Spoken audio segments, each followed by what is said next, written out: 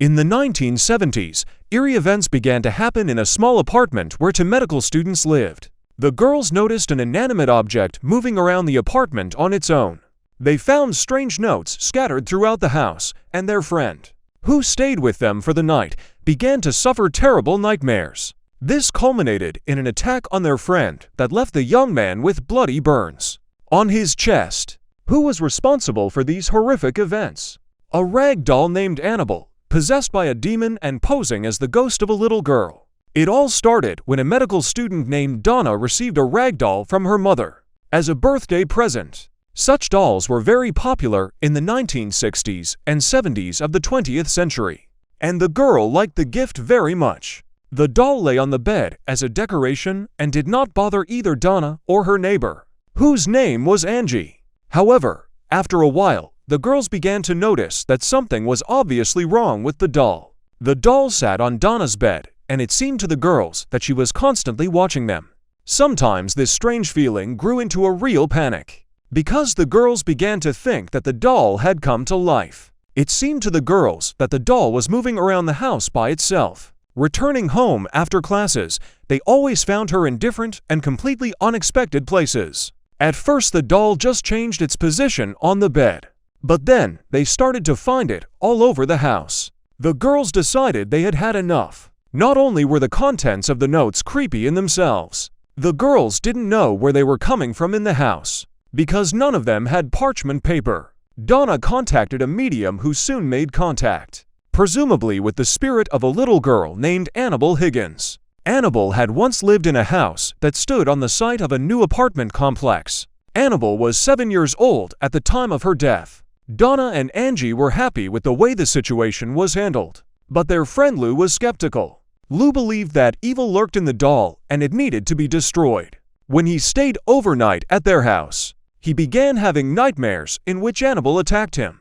Lorraine Warren with Annabelle an evening.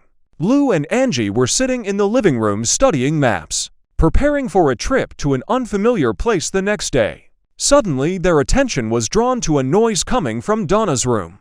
Fearing it was a burglar, Lou cautiously approached the bedroom door and abruptly rushed inside, intending to catch the culprit. However, there was no one in the room except Annabelle. This time she was lying on the floor as if the life had left her. Lou approached the doll to examine her as he suddenly felt someone standing behind him. He turned around expecting to see Angie, but all he felt was an intense burning sensation in his chest. Lou ran out of the room into the living room and pulled off his shirt. To his surprise, he and Angie saw bloody marks on his chest from deep scratches that only claws could have left. A closer look, however, revealed that Lou's wounds looked more like burns. Lou had clearly been attacked by some invisible creature. Now everyone was sure that the doll was possessed by an evil entity. And Donna turned to the psychics again. To help came Ed and Lorraine Warren, who have repeatedly encountered manifestations of evil and dark forces. In their practice was even a famous case in Amityville, when in one night almost the entire family died. They soon came to the conclusion that it was not a spirit that had taken up residence in the doll, but someone or something that made it seem as if an alien spirit had taken up residence in the doll. The entity that had inhabited the doll could not inhabit the doll because the spirit needed a person.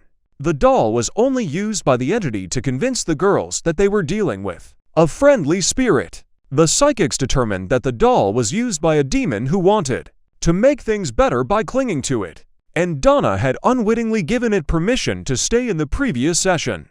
Apparently, the demon wanted to take over Lou's body, trying to get his attention by using the doll and mentioning it in the notes. The dreams, scratches, and burns are typical of the early stages of manifestation of a demon who wants to take possession of a human body and continue to live in it. An exorcism rite was performed in Donna and Angie's apartment, after which the Warrens took the doll for themselves.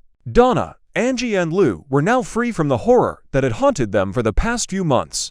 As for Annabelle's doll, it is currently locked in a glass display case at the Warrens' Occult Museum in Monroe, Connecticut. Attached to the display case is a sign that reads "Dangerous. Do not open under any circumstances." Perhaps the demon forced to reside in the doll's uncomfortable body is still waiting for the right person to visit the museum to switch to him or her.